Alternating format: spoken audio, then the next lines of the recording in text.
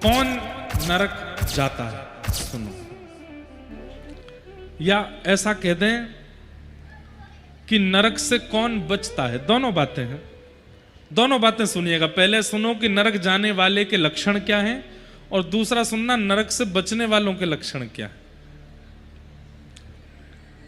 अत्यंत कोप कटुका च वाणी दरिद्रतां च स्वजनेषु वैरम नीच प्रसंग कुलहीन सेवा चिन्हानि देहे नरकम गतानाम। ये 6 चिन्ह हम आपको बता रहे हैं। ये 6 चिन्ह भी उन लोगों के हैं जो भजन भी कर लेते हैं और पाप भी करते हैं। इनके अलावा भी चिन्ह होते हैं, लेकिन इन 6 को ही सुन लीजिए।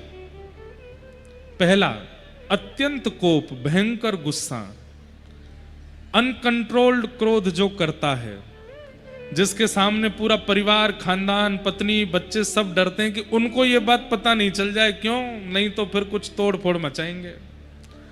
भयंकर गुस्सा आता है, छोटी छोटी बातों पर गाली गलौज करने लगते हैं, मार पिटाई तक उतर आते हैं, छोटी छोटी बातों पर लाल पड़ जाते हैं, और महाराज बिल उस समय बस पूछो मत क्या हो जाता है।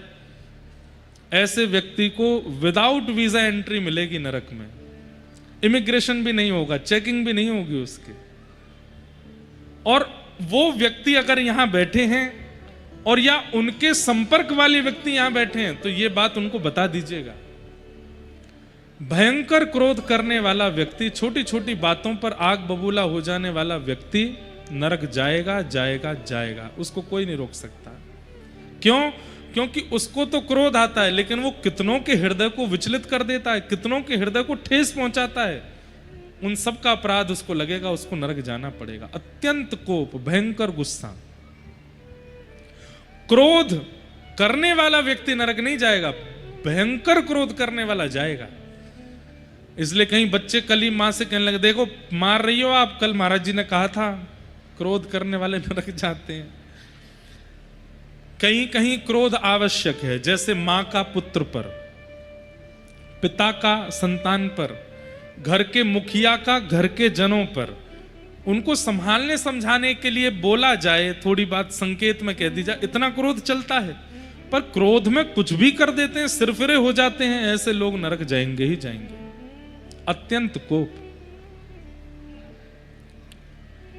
दूसरा, कटुकाच वाणी, किसी से भी बोलते हैं तो बिना व्यंग के नहीं बोलते, ऐसा ही बोलेंगे कि सामने वाले को थोड़ा खराब लग ही जाए। कई लोग ऐसे होते हैं, हम जो होते हैं मुंह पे बोल देते हैं, हम नहीं मन में नहीं रखते बातों को। ऐसे लोग नरक जाते हैं, जो होता है मुंह पे बोल देते हैं। हमारे शास्त्र आज्ञा करते हैं सत्यम ब्रूयात, सत्य बोलो, लेकिन कैसा सत्य बोलो? बोले प्रियम ब्रूयात, प्रिय सत्य बोलो। जो सामने वाले को कष्ट दे ऐसा प्रिय, ऐसा नहीं बोलना चाहिए। कड़वी वाणी बोल करके जो दूसरों के हृदय को दुखी कर देते हैं, उन्हें भी नरक जाना पड़ता है। आपको पता है कि वास्तविकता क्या है, फिर भी आप उससे ना बोलो। कटुकाच वाणी। तीसरा, दरिद्रतांच, मेहनत करने पर जो मिलता है उसमें संतुष्ट नहीं होते, करने पर जो मिलता है उसमें संतुष्ट नहीं होते, सदैव असंतुष्टि बनी ही रहती है। उसके पास जो है ये मेरे पास क्यों नहीं है, इसको जो मिल गया ये मुझे क्यों नहीं मिला, इसको मुझसे बेहतर कैसे मिल गया, इसके पास ये कैसे आ गया। जो दूसरों की उपलब्धियों से सदा अपने उपलब्धियों को कोसते रहते हैं, ऐसे लोगों को दरिद्र कहते हैं। और एक बात और सुन लो, ये आसन जो है ये दरिद्र आसन है। ऐसे बैठने वालों को दरिद्रता आ ही जाती है, सीधे बैठ जाओ। इसको दरिद्र आसन बोलते हैं। ऐसे जो लोग ऐसे बहुत बैठते हैं, उनके अंदर असंतुष्टता होती ही है, वो असंतोषी रहते हैं जीवन भर। इसलिए इस आसन में नहीं बैठना चाहिए। हाथ पांव दर्द कर रहे तो इधर उधर हो लो, लेकिन इस आसन में मत बैठो। एक दो बैठे थे तो मैंने संकेत कर दिया है। दरिद्रताम च, ऐसा नहीं है कि आप दरिद्र ही हो जाओगे, पर हां धीरे धीरे होने प्रारंभ हो जाओगे, धीरे धीरे लक्षण आने लगेंगे असंतुष्टि के। दरिद्रताम च, दरिद्र व्यक्ति नरक का गामी होता है, जो असंतुष्टि रहता है। पत्नी कितना भी अच्छा भोजन बना ले, लेकिन उसमें भी तुमने नमक ठीक से नहीं डाला, नींबू नहीं पड़ा इसमें, ये नहीं हुआ, वो नहीं हुआ, ये नहीं, वो कितना भी अच्छा श्रृंगार कर ले फिर भी उसमें कोई ना कोई कमी ही निकाल।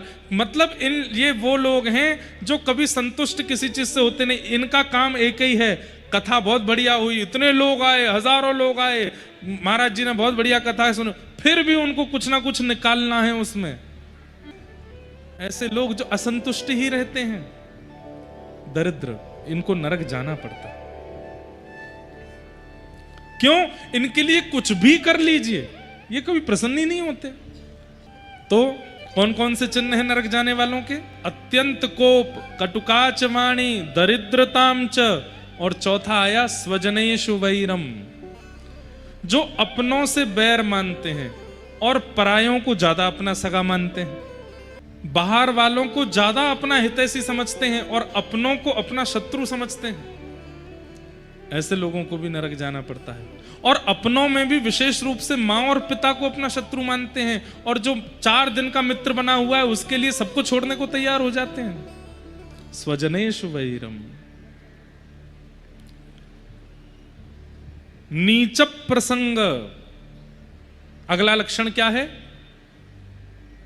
जो नीच लोगों का संग करते हैं, मांस खुद नहीं खाते, मदिरा स्वयं नहीं पीते, पर स्त्री गमन स्वयं नहीं करते, पर पुरुष गमन स्वयं नहीं करते, लेकिन जो मांस भी खाता है, जो मदिरा भी पीता है, जो स्त्री गमन भी करता है, जो पुरुष गमन भी करती है, गलत गलत सारे काम करने वालों का संग करते हैं।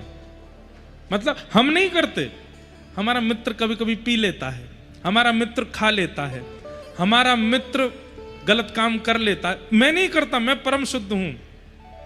वो तो जाएगा, आपको भी लेके जाएगा, आपको जाना पड़ेगा।